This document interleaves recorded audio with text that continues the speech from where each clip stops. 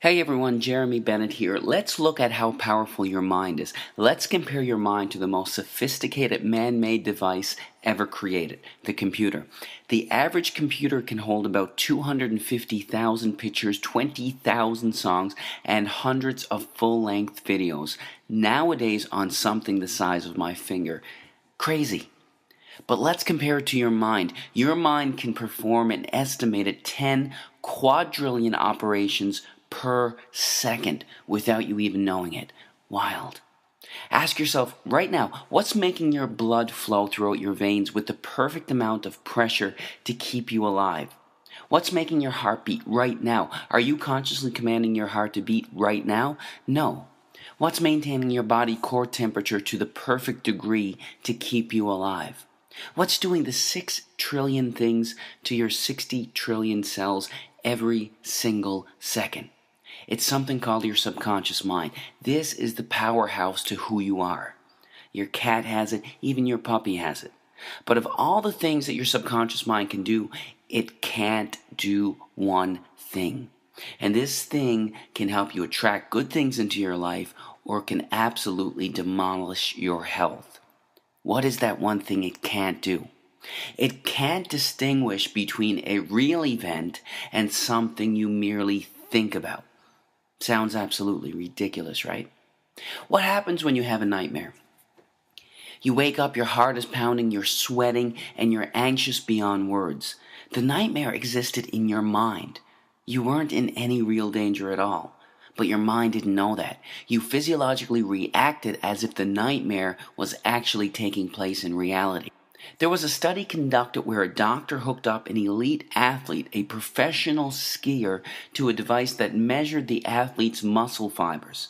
He told the skier to merely think about skiing down a hill without moving a muscle.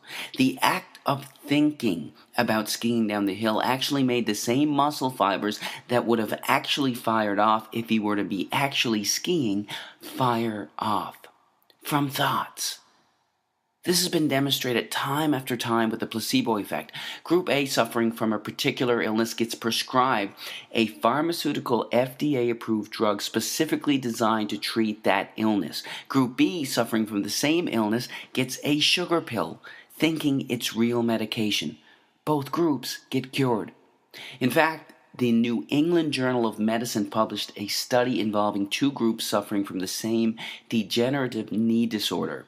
Group A had a surgery designed to scope out the knee and relieve the symptoms of the disorder. Group B, with the permission of the family, had a fake surgery. A placebo surgery, thinking that they had a real surgery. Only 3 small incisions were made in the kneecap, but no real surgery was performed. Both groups reported that the surgery was a success. In fact, researchers are suggesting that a minimum of 1/3 of all medical treatment, including surgery, is due to the belief that the treatment is going to work. The placebo effect.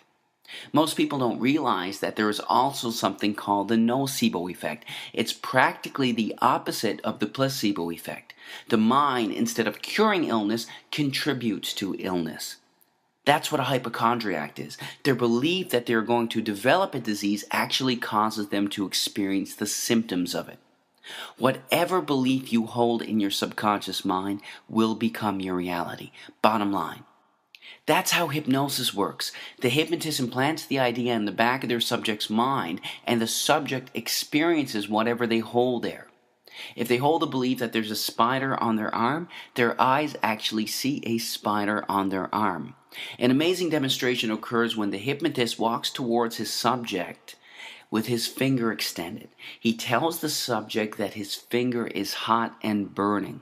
The hypnotist slowly touches the subject on their arm, and a blister actually forms in the exact place that the finger touched. Now, this is crucial to understand in all healing. Free will, as we understand it, is practically an illusion.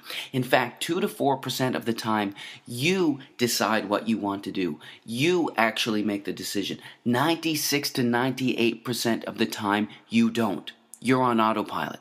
Your subconscious mind controls your decisions 96 to 98% of the time. Don't believe me? Do you like ice cream? If you do, snap your fingers and stop liking it. Do you enjoy watching sports? Snap your fingers and stop enjoying it. You can't. 96 to 98% of the time, everything we crave, desire, and act upon comes from what we hold predominantly in the back of our subconscious minds. Whatever we hold predominantly in the back of our subconscious minds, we are attracted to in life. What happens when you buy a new car? It's the only car you see on the road for the next 2.5 weeks. You saw those cars before you bought your car, but why didn't they stand out to you? Because you didn't own that car yourself. You weren't thinking about it yourself. What you hold in your mind, you're attracted to in life. That's how subliminal ads work so effectively. They work so effectively that they are banned in over 10 countries as a way to advertise. So if what you hold in the back of your subconscious mind shapes your reality, what shapes your subconscious mind? Practically everything that you're exposed to, everything that you see, hear, smell, taste, and feel is shaping your subconscious mind. Let's look at some specifics. Television. Here's a scary stat. By the time a child finishes elementary school, that child has witnessed an estimated 8,000 simulated murders on TV. All of these extremely graphic scenes are sinking back into their minds. And don't be tricked by Hollywood or cartoons. In the most important developmental years, when a child should be taught compassion and understanding, extremely intelligent minds behind the creation of perceived harmless children's cartoons are sinking violence into the back of their minds. Don't be fooled. What are you listening to on the radio? Every single word or thought you hold in your mind has a particular vibrational frequency. Negative words or intentions have slower vibrational frequencies, and positive words have higher vibrational frequencies. This is a song by Lady Gaga called Bad Romance. Some of the lyrics are, I want your drama, I want your ugly, I want your disease, I want a bad, bad romance. Our thoughts create us. We have to be extremely careful with what we are feeding our minds. Music can be beautiful and beneficial, but it can also have a negative impact on your health. Choose wisely. When I was growing up, the most violence we had on video games was Mario and Luigi jumping over turtles' heads. This is what our youth are playing today. These gruesome, extremely graphic images are sinking into the backs of their subconscious minds, weakening their immune systems and having astronomical, gradual negative effects on their health. Nobody's saying that these games are going to cause them to pick up a gun and go shoot somebody, but these games are affecting their health. There is zero doubt about that. What happens when you gossip? In order for you to gossip, you have to hold a negative memory and negative thought inside of your mind.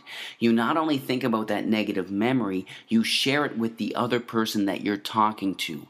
The second you hold negative thoughts in your mind, the biochemistry of your brain changes and you release cortisol, the stress hormone, into your blood, which then weakens your immune system, inhibits the actions of your white blood cells, increases the chances of infection, and even promotes weight gain.